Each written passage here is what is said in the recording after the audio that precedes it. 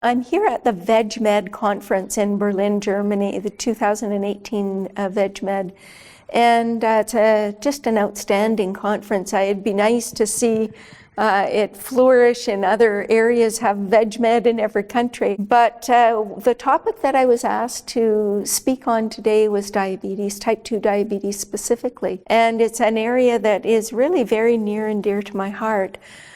Because on my father's side of my family, there's a tremendous amount of diabetes. My father died of diabetes. And also because I work with a population called the Marshall Islands in the Pacific that has among the highest rates of diabetes in the world. And how I love the people of the Marshall Islands. They are the most joyful, these super high-spirited, lovely human beings, and they are wiping themselves out with diabetes. It's absolutely a tragedy. Probably over half the population has either diabetes or pre-diabetes. I have a very special interest in diabetes, and so, you know, if you look around the world, just since the 1980s, we've doubled the incidence of diabetes. We are now at close to 9% of the population has diabetes. In North America, the United States specifically, somewhere between 49 and 52% of the adult population has either diabetes or pre-diabetes. And pre-diabetes is just a slightly lower blood sugar before you have full-blown diabetes, but many people with pre-diabetes do develop type 2 diabetes. So half the population, this is just astounding. And so it's a situation that's very concerning. And in terms of growth in diabetes throughout the world, the countries that are at the greatest risk, that are projected to increase 100% or more, are actually the poorest countries in the world, who are increasing their intake of processed foods and animal products. And so it's a very concerning situation. Now, one thing we see is, you know, I mentioned 12 to 14% of Americans have diabetes. About 9% of the global population has diabetes. Well, within the vegetarian population, we see much smaller numbers. So, for example, in the Adventist Health Study 2, 3.2% of lacto-ovo vegetarians have diabetes, and 2.9% of vegans have diabetes. And if you follow the vegetarians and vegans that are diabetes-free for a couple of years to see who develops diabetes relative to very similar health-conscious omnivores, controlling for exercise and smoking and drinking and all of that sort of thing, vegans have 62% lower risk and vegetarians have a 38% lower risk, lacto-ovo vegetarians. So they are tremendously protected, even when we control for things like, you know, as I mentioned, exercise and so forth. So this is really very, very significant. We also have studies that have looked at using a plant-based diet as treatment for diabetes. And we see really quite remarkable results. So we've got the Physicians Committee for Responsible Medicine that has done a number of randomized controlled trials that have shown that a low-fat vegan diet is a lot more powerful in treating diabetes than a standard conventional diet. There's a group in the Czech Republic that has done similar studies that has shown very good results. In the Marshall Islands, we did 5 interventions comparing control, doing usual care, versus people receiving a very intensive lifestyle intervention.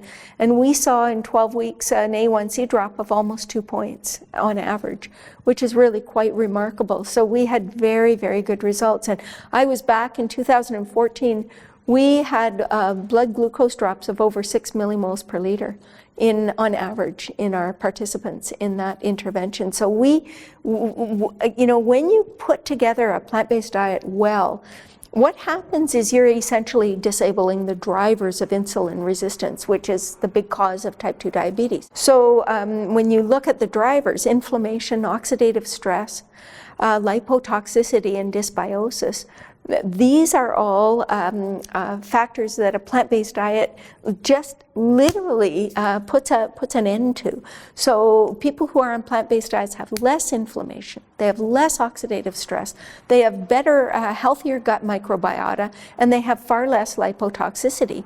And so you know, when you do a really well-constructed plant-based diet, you put an end to, or at least you put a huge dent in those drivers of diabetes. And so today we talked about all of those things, but we also talked about, so how do you design a diet that will really provide maximum protection? Number one is people need to recognize that all diets, whether they're omnivorous diets or whether they're vegetarian diets, there are good and or healthy and unhealthy patterns.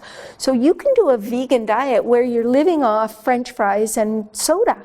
And that is not going to contribute to health. That's not going, it could be much worse than a healthy omnivorous diet where you're eating lots of fruits and vegetables and whole grains and beans and a little bit of meat. You could do much better than a vegan eating potato chips and soda.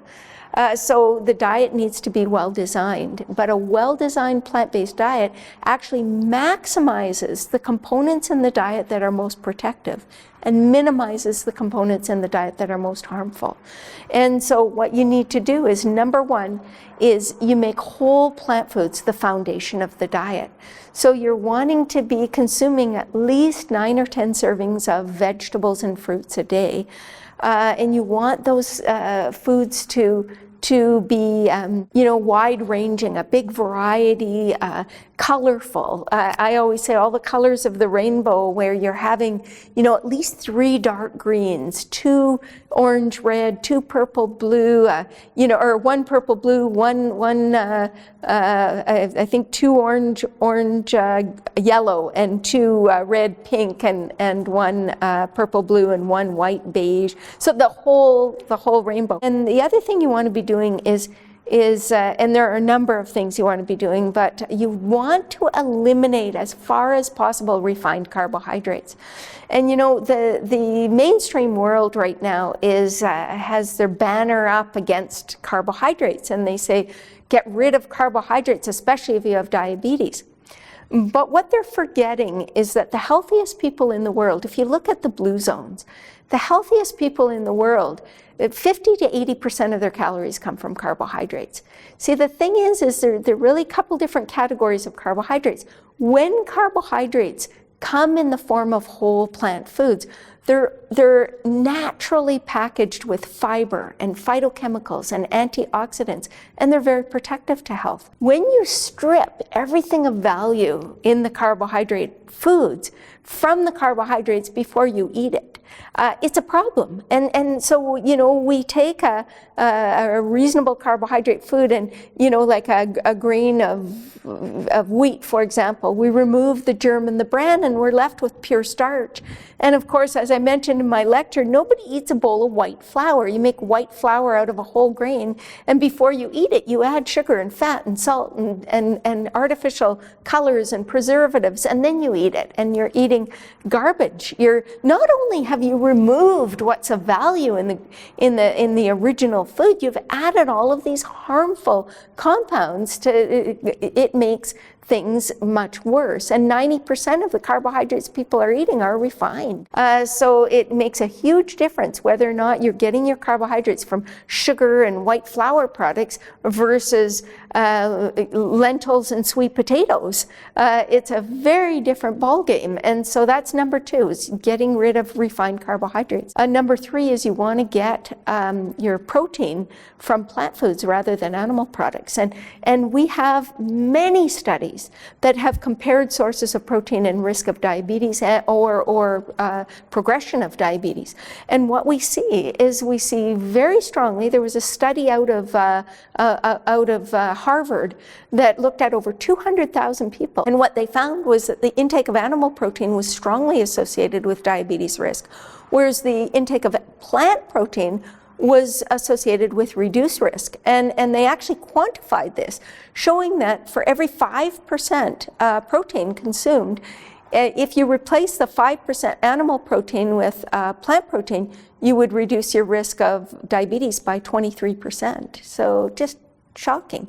And there have been a number of studies. There was another study from 2014 where they found that in looking at people over 50 years of age, those that consumed 20% or more of their calories from protein had 4 times the risk of diabetes in people between 50 and 65, and in people over 65, they had 10 times higher risk of diabetes when 20% of your calories came from protein.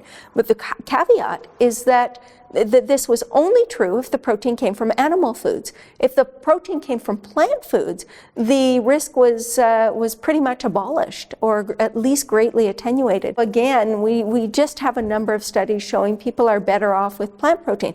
You see, when you compare animal and plant protein, the plant protein contains fiber, it contains phytochemicals, it contains antioxidants, it contains a lot of anti-inflammatory and just nutrients that are protective.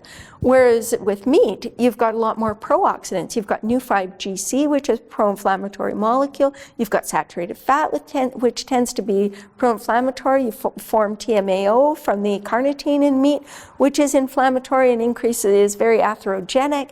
And the heme iron, which is a pro-oxidant. And there are just all kinds of things that can contribute to oxidative stress and inflammation. So we want to get our protein more from plant foods. And then fat is another macronutrient, and we have to consider sources of fat as well. And when you get your fat from processed foods or animal products, you tend to be getting more trans fatty acids and more saturated fat, again, which can contribute to insulin resistance and problems. So we recommend lowering your total fat, but getting most of your fat from whole plant foods, like nuts and seeds, for example. The other features of the diet that you need to consider are certainly you want to make sure that you're getting all the nutrients you need. And for diabetes, we think of things like potassium and magnesium that are very, very critical nutrients, vitamin D and so forth. So you want the diet to be very well balanced. And then you need to load up on these protective components like antioxidants and phytochemicals, which again are, these phytochemicals are just chemicals in plants. So these are the component, and fiber, of course, as well. These again, only plants, only plants, only plants. And that's the broken record, is the things that protect us are in plants. And so, all these people on ketogenic diets and diets that are eliminating plants and saying, eat all this fat and meat, they're forgetting that they're eliminating the most protective compounds in the diet, and they're concentrating the things that are most harmful. It makes no sense at all. So in fiber, I would say you need probably, ideally, 40 to 50, 60 grams in the diet every day, which means at least 12 to 15 or 20 grams per meal, which means, where do we get them? Certainly not from meat. There's zero fiber in meat, fish, poultry. There's no fiber in sugar. There's no fiber in oil even.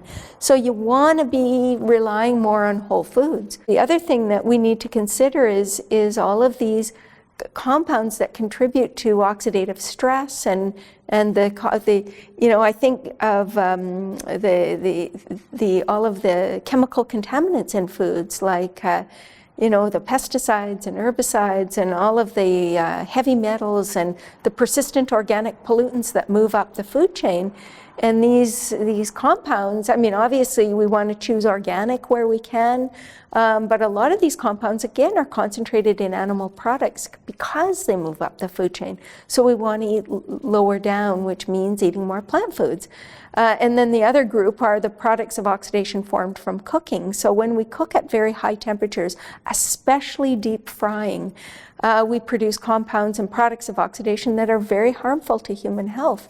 And so thinking about frying, we produce advanced glycation end products, and when you cook starchy foods at high temperature, you can produce acrylamide. And when you cook meat at high temperature, you produce heterocyclic amines. And when you blacken any food, you produce polycyclic aromatic hydrocarbons. And all of these things, not only are they carcinogenic, but they tend to be quite inflammatory. inflammatory.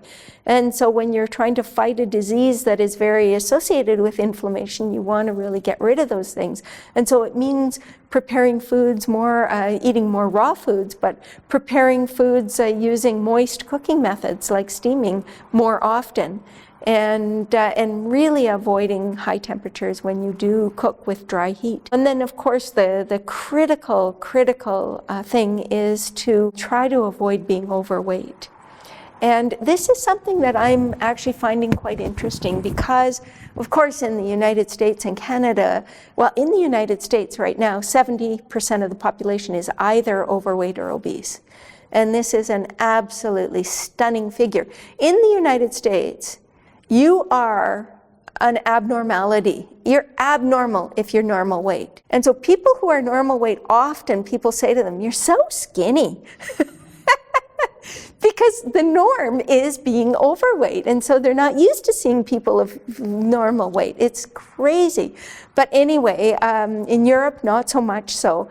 But what I find very interesting is that even 5 pounds of excess weight can contribute to insulin resistance. It doesn't take much.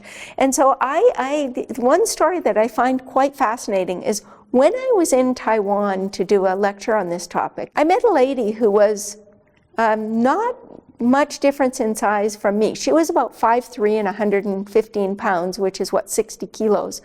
And 53 kilos, something like that. And she was diabetic. She had type 2 diabetes. And I looked at her and I thought, how can she have diabetes? She's so slim. But what I realized is she was probably 10 or 15 pounds above her healthy weight because she was an Asian lady with very small bones. And so even though we look at her and say, wow, she's lean, why would she have diabetes? In Asia, the normal weight is lower and people need to be lean, and even that much excess weight, especially in the Asian population, can cause diabetes. And so some people think they're lean enough, but for their physiological stature, they may be carrying a little bit of extra weight that's contributing to insulin resistance, and they actually need to be really lean to get rid of it. It's quite interesting. I mean, for most people, they're quite overweight to have type 2 diabetes, but not everyone. So this is quite interesting as well. But to me, the good news, and this is really good news, is I think most people with type 2 diabetes can overcome this disease completely if they are motivated, and that's a big if. There's a fellow in the UK who's doing some work. His name is Roy Taylor, and he did this twin cycles hypothesis for diabetes, and it's a very interesting research. And there are 2 cases there where they found diabetes, insulin resistance could be erased in a week. And one was they did gastric bypass surgery. And with gastric bypass surgery, the fat in the liver declines so rapidly that insulin resistance gets reversed even before intramyocellular lipids are gone. And then the second was feeding people an extremely low calorie diet, like 600 to 800 calories a day, and they could get diabetes, the insulin resistance to be gone in a week. Now, people aren't going to live on 600 to 800 calories, but what's really interesting is if you can get rid of that fat in the liver, you see insulin resistance disappear. And so even if we do it slightly more gradually over time with a plant-based, lower fat, plant-based, no sugar added diet, we can see reversal of diabetes in fairly short order. It's quite remarkable. I've seen some pretty amazing recoveries, and people who get off all their medication and have normal fasting glucose levels. And that's the good news. And the other good news is to me, I mean, it could be bad news to some, it could be good news to some, but there is nobody on this planet that can eat or exercise for you. You are the captain of that ship.